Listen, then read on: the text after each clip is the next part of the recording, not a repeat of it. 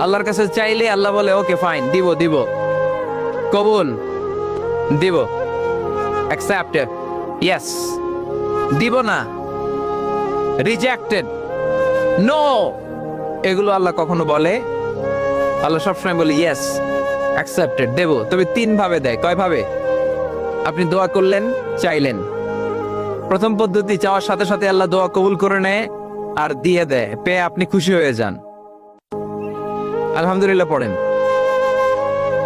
পদ্ধতি নাম্বার 2, আমরা যাই, আল্লাহ এটা দাও, আল্লাহ তখনও বলে ইয়েস, দেব। কারণ না বলে ফিরিয়ে দিতে আল্লাহ জানেন, দেব, তবে সাথে সাথে দেন না, লেটার অন, দেরি করে। কখন দিলে আমার জন্য ভালো, এটা আমার চেয়েও ভালো জানে কে, দেরি করে দেয়। পদ্ধতি নাম্বার 3, আমি চাইলাম আল্লাহ এটা দাও, আল্লাহ বলে ইয়েস, দেব, সাথে সাথে দেয় না, দেরি করেও দেয় না।